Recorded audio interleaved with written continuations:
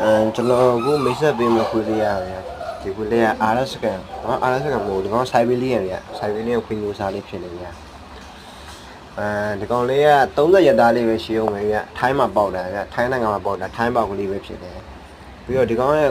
ပုံစံလေးကဒါချစ်စရာကောင်းတယ်ဗျာအမဲလေးနဲ့အဖြူလေးနဲ့ခွေးရုပ်ပေါက်တယ်ဆိုဒီလိုခွေးမျိုးဗျာရုပ်ဖက်ကခွေးရုပ်ပေါက်တယ်ဒါချစ်စရာကောင်းတယ်Siberian ခွေးဒီနဲ့ RS ကန်ခွေးတော့နည်းနည်းတော့တူရဗျာဒါပေမဲ့ရုပ်တွေကဒါပေမဲ့ပွဲသွားတဲ့ဟာတွေအများကြီးရှိတယ်ဗျာပွဲသွားတဲ့ဟာတွေကိုကျွန်တော်နောက်ဗီဒီယိုလေးနဲ့ကျွန်တော်တင်ပေးမယ်ဗျာကျွန်တော်ရှိမှာ Siberian ခွေးတွေရှိတယ် RS ကန်ခွေးတွေစားတွေရှိတယ်ဗျာပြီးတော့ Bully ခွေးတွေရှိတယ်ခွေးနဲ့ပတ်သက်ပြီးတခုခုသိရင်ကျွန်တော်ရဲ့ YouTube အကောင့်မှာကျွန်တော်ရဲ့ကွန်မန့်မှာဝင်ရေးလို့ရတယ်ဗျာအကုန်လုံးကျေးဇူးအများကြီးတင်ပါတယ်ဗျာ